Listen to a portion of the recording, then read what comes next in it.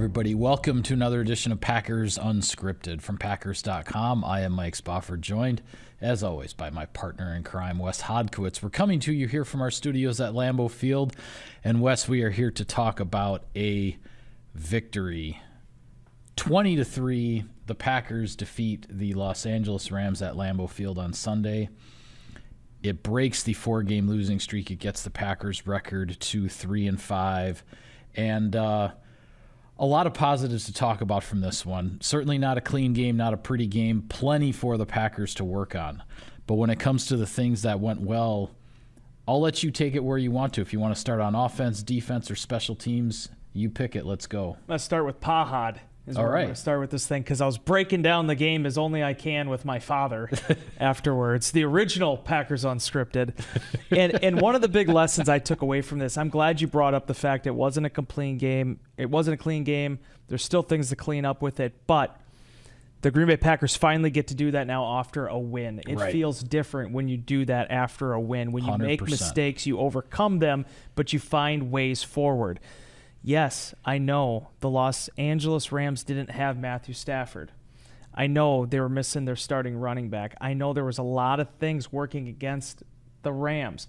The Green Bay Packers have had plenty working against them too this season, including in this matchup. I mean, how often is it, Mike, that the Green Bay Packers are going to practice on Thursday and Friday and they lose a starter after each of those, basically? Right. Where you end up not having those guys available in Rudy Ford and Quay Walker. So what happens? What has to happen? Guys have to step up. Isaiah McDuffie, I thought, played a whale of a ball game next to Devondre Campbell. Dre being back, I don't think that is a surprise that the run defense is playing as well as it has since Campbell got back in the lineup. On the back end, you lose, a guy like Ford, who's been one of the big playmakers for this team so far this season. But in comes Anthony Johnson Jr., the rookie 7th-round pick from Iowa State, who's been playing the position for just over a calendar year. Yeah. He makes a critical interception late. Jair Alexander gets over the back injury. He's making plays out there.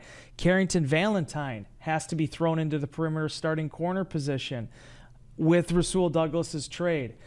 And then if that wasn't enough, Mike, the only position where it seemed like the Green Bay Packers were actually good on the defensive line, they lose their two-time Pro Bowler, Kenny Clark, at the end of the first quarter. There's a lot to talk about. There's a lot to dissect. But defensively, the Green Bay Packers rolled with the punches better than what the Rams offense was able to do. And, Mike, they only gave up 3 points. And I said it to you, one of the first comments I made when I came into the building on Monday. I looked at NFL GSIS. Green Bay Packers defense going from 20th to 10th. It's not the end of the season. A lot of games left. But it should remind you that in this game in the National Football League, things can change in a hurry, and the Green Bay Packers made sure to take advantage of that opportunity on Sunday. Yeah, you really had to like what you saw from the defense. And, yes, it was against a backup quarterback in Brett Rippon who was a bit overmatched. And as we had talked about last week, the Rams were trying to figure out something with their running game with losing Kyron Williams, their leading rusher. He remained on injured reserve. They're trying to piece it together with a running game. They were missing their starting right tackle in Rob Havenstein, who was a scratch at the 90 minutes before kickoff with his injury. And the Packers defense did what it needed to do. It looked like it needed to look in this type of matchup, and you can't say enough about the young guys who made some things happen out there. You already mentioned a couple of them, with Anthony Johnson Jr. stepping in at safety, with Carrington Valentine stepping in at cornerback. Carl Brooks and Colby Wooden on the defensive line, the two rookies there. Brooks deflects a couple of passes. Wooden gets a stop on 4th and 2 when the Rams were trying to keep a drive alive. You mentioned McDuffie, stepping in for Quay Walker, and he stepped in previously for Devondre Campbell. Now he was stepping in for Quay Walker. 2 weeks in a row now, Wes, the Packers' run defense, and yes, against a Vikings offense that was struggling to run the ball, against a Rams offense that was struggling to run the ball. But the Packers kept those teams struggling, and those are things that over the last couple of years, sometimes that hasn't always been the case, where you go, okay, you should be all right here because this team doesn't do this very well, and then suddenly the profile changes. If the Packers defense can continue to do what it's done the last couple of weeks against the run, even if maybe the rushing yards might increase against teams that run the ball better. But when you're not getting gashed against the run, it makes everything else look a heck of a lot better. And last week, 10 third down conversions. This week, 5 third down conversions. I sounded so tough when I was saying that too, and then I botch it. But it shows you that, yeah, there's going to be some third and long completions. Certainly the Packers had some stuff to clean up after that game against Minnesota. But if you get the job done on the first 2 downs, it will pay off on the money down. This game in particular I thought was really interesting, Mike, because as you said, you had to keep them struggling. I think back to that game in Vegas. Raiders were really struggling with the run game. Yes. You think back to this past week, the Raiders win, still struggling with the run game somewhat. What was the 2 differences in that? They were able to run the ball well enough with Josh Jacobs that it made a difference. The 24-yard carry Jacobs had against Green Bay made a difference. Last week, what he did against the Bears made a difference, and it tilted the game. Brett Rippon, what he wanted more than anything was for LA to establish the run and be able to build off the rest of it from there. Green Bay gave no quarter in this game. It didn't matter if it was the runs. It didn't matter if it was some of the simple screens that they were trying to run, whether it was Puka, whether it was Cooper Kupp. They were unable to get that going. They made a couple plays throughout the course of the game, but by and large, Green Bay was able to dictate how they wanted to play.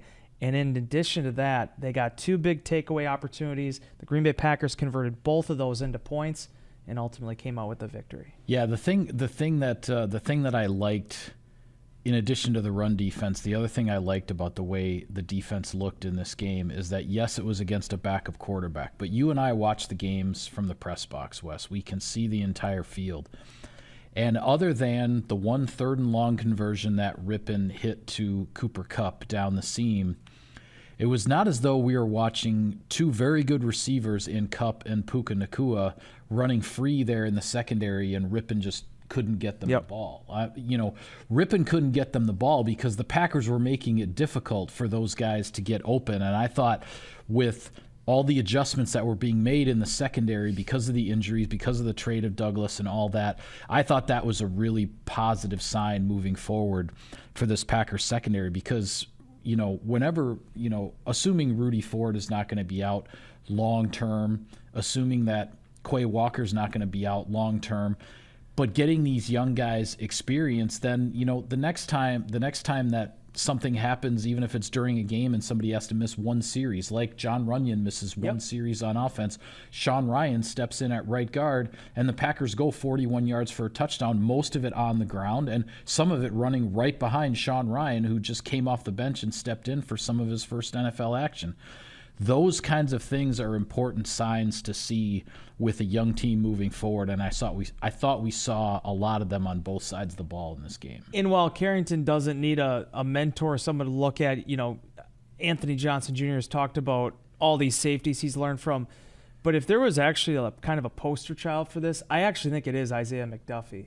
Because this is a guy that came in as a 6th-round pick 2 years ago. And, Mike, every single time he plays on defense, he's gotten better. Mm-hmm. And I thought in this game, it was pretty simple what they had to do. You had Campbell taking over the mic again. He's relaying the defense.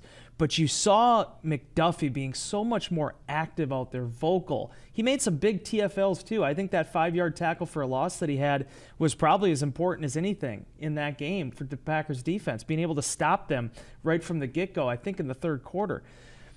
They have had guys step up, and when you do that consistently and you play that role and you wear that hat numerous times, you feel like a more confident football player when you have to go in. And I thought for the Packers defense, you hope everything's cool with Quay here. He caught up a little tight on Friday morning, and he wasn't able to get right with that groin injury going into this thing. But the Packers have guys they can turn to, and ultimately I think that's what helped them win this football game. Yeah. Well, on the offensive side of the ball, a much more uneven performance. There were plenty of the miscues that we have seen in recent weeks that have gotten frustrating, quite frankly, for the fans, for the coaches, for the players, for everybody, whether, for whatever reason, and it's a discussion for another day, but like this lining up offsides on 4th and 1 thing that suddenly the league has decided apparently that they're going to call every inch of the neutral zone in that regard. But even setting those aside, which were crucial penalties because the Packers had converted both of those 4th-and-1 sneaks. But there were other penalties. There were the 2 fumbles, one by Dontavian Wicks, one by Aaron Jones. There were missed opportunities to put points on the board earlier in the game to try to stretch out the lead earlier in the game, whether it's, Malik Heath dropped a pass, Jordan Love took a sack on, a play where there was good protection, and in that situation late in the first half, you can't take a sack there and hurt yourself. Anders Carlson unfortunately missed a field goal at the end of the first half. So there's a lot of stuff that the Packers are going to be looking at this week to continue to clean up moving forward. That being said, the offense got a touchdown in the first half for the first time since week 2. They found the end zone. The ground game, with Aaron Jones back to a full complement of snaps, not being held back on a pitch count, whatever you want to say, Aaron Jones was a focal point of this offense, and between Jones and Dillon and then some cleanup yards late from Emmanuel Wilson, the ground game churned out over 180 rushing yards. And so how does this happen, Wes? Well, it's because even with the mistakes that were made and the opportunities that were missed, the Packers weren't playing in some desperation catch-up mode 2-minute hurry-up offense for the entire second half. Matt LaFleur made the comment on Monday. They were in their normal offensive plan throughout the course of the game, and the vast majority of the mistakes were made in the first half, beginning of the second half, and then when they started to find themselves, it wasn't just because they were in desperation hurry-up mode. It's because they started to execute and they started to move the ball consistently. And yeah, you don't want to settle for 2 field goals in the red zone there in the second half, but you had to take those field goals because the score was only 7-3. You stretch it to 13-3, you get a 2-score lead. Lots still for the offense to work on, but the fact that they got to play a 4-quarter game off of the call sheet, so to speak, I think that's something that could be really important for this young offense moving forward. I wholeheartedly agree. And for the Packers offense, I don't know the statistics, but you can make an argument that might have been one of their worst third quarters, if not their worst third quarter of the season. But why did they survive? Yeah, they got that touchdown in the second quarter. That certainly helped. Yeah. But it was also the way the defense picked them up there. Dom Capers always called it adversity defense. Matt LaFleur threw a different one out on, I can't remember what he called it. Yeah. I'll have to look it up. But yeah, Capers also used to call it sudden change yes. defense as well. Like he would use both terms. But yes, the Packers defense responded in a couple of tough spots when the game was just 7-3 in the third quarter and could have flipped, could have turned the other direction. The Packers defense didn't allow that to happen, which allowed the offense to find itself. And the coolest thing that happened, I mentioned it on Twitter. I know Aaron Nagler tweeted out the video too. Dontavian Wicks has just a rookie mistake, just a regrettable gaffe to start the second half. You get a 51-yard kickoff return from Keyshawn Nixon, the longest of the season. You're starting at midfield. Yep. The Packers have the most dominant third quarter offense in the league right now. You think everything's going to be going swimmingly. Wicks ends up fumbling, trying to extend for the first down, doesn't get touchdown, so the ball ends up being ruled a fumble. He's walking to the sideline, his head is down. Aaron Jones quite literally pulls his head back up and talks to him. Yeah. The next series happens. Starts raining a little bit. Maybe Aaron doesn't have the right gloves on at that point. Be that as it may, he fumbles. They lose it. The amount of guys that were coming over to him on the sideline lift him up. A team that doesn't have a solid foundation, doesn't have a culture, has a pointing fingers mentality, I don't know what happens in the fourth quarter. Right. But the Green Bay Packers kept their head amongst themselves. Defensively, I think they were feeling dominant, and they executed the way they needed to execute. And best of all, Mike, what I love the most to close on this offensive point, you were talking about how they stayed within the game plan from beginning to end. I would offer to you the touchdown pass to Luke Musgrave in the fourth quarter doesn't happen if Green Bay isn't building towards it with what they were doing earlier in the game. The pony package was back on that particular play to Musgrave. They have Jones going out left. They have a screen set up to Dillon on the right. They're challenging those linebackers to make a decision with where they're going to cover. And when the inside linebacker breaks, That's what opens up the C for Luke Musgrave. Musgrave made 2 huge catches in this game. The touchdown was one of them. The downfield pass was also one of those plays that him and Love weren't connecting on earlier this season. 3 catches, 51 yards, and his first touchdown. Packers closed this game out the way they need to close it, and you hope that's something they can build on now. Yeah, and that final touchdown drive, the other thing, the double fake screen and the slip of Musgrave over the middle, that's a thing of beauty. It's one of my bonus plays in the what you might have missed, which is on the site. I kind of diagram. You gave some extra to the fans. Yeah, I kind of diagram what to look for on the defense in terms of how that happens, because it's really interesting because you have the 2 inside linebackers who are in the middle of the field. When Aaron Jones goes in that looping motion behind the shotgun quarterback, those guys start to shift toward Jones. Then at the snap, with the lineman and A.J. Dillon leaking out the other way to set up a screen, they both overcommit to the other way. And then, to Musgrave's credit, and this is kind of something that Matt LaFleur had talked about in the past in terms of learning the nuances and the timing of everything, Musgrave sells his block on the edge rusher long enough to allow those linebackers to commit, and then he slips in behind him. If he gets over anxious, which young players do, Jaden Reed got over anxious in the slot and false started when he was going to get the slant pass at the end of the first half. It happens, right?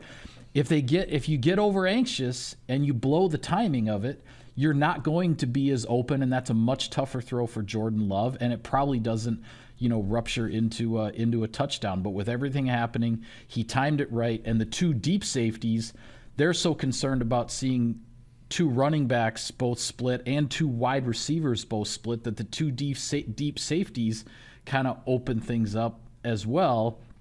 And that's what leaves that lane for Luke Musgrave to score. The other thing before that, I think that was really important, though, was the 37-yard catch by Christian Watson. Not just for Love, not just for Watson, but for this entire offense to make an explosive play like that in an important situation. It was on a 3rd down. The score is 13-3 at that point. So 10-point game, in the fourth quarter. The game is certainly not over at that point. There are all kinds of metrics out there. We've talked about it, Wes, with regard to the Packers haven't made those plays for Jordan Love for this offense. The contested catches haven't been there. Christian Watson made a heck of a one. That looked like the Christian Watson who was making his share of contested catches as a rookie when he went on that scoring binge last November. Those are the kinds of things when you talk about building and growing and stacking and everything that you want to say about all the young players on this offense with a first-year starting quarterback. Those are the kinds of things that just, you're not going to be able to replicate it every single week. It's a deep ball downfield. It's a one-on-one play. Christian Watson went up and made it. But it's the kind of thing that just it provides a foundation, psychologically. There's a confidence level to everybody when those plays get made every once in a while, instead of every time that deep ball goes up and it's a contested play and then, it's incomplete and everybody kind of sighs like, it didn't work that time, right? Those are the kinds of things that we saw in this game that hopefully the Packers can build on them, push things forward, because as we're going to talk about on our next show, the competition on the schedule is getting stiffer here over the next month, and the Packers are going to have to play better than they did against the Rams if they want to stack another victory, to chalk up another one. But it feels like they have so much more to build on now. They do, and for that particular play for Jordan and Christian, I think is important because, everyone looks at the speed and the vertical and all that stuff, but Christian Watson just went and made a football play. Got a little banged up on it. It sounds like from what Matt LaFleur said on Monday, he is okay, no concussion, but I love the way he played that ball and the aggressiveness he showed, because I think Christian Watson knows he's 6'4", 208 pounds or whatever, but he made the defensive back feel it on that play. Yep. And understanding that, hey, if I'm this big of a human being and I can have a vertical in that 40 range or whatever he's at, I can get up there and make that play. I think that's what makes him special.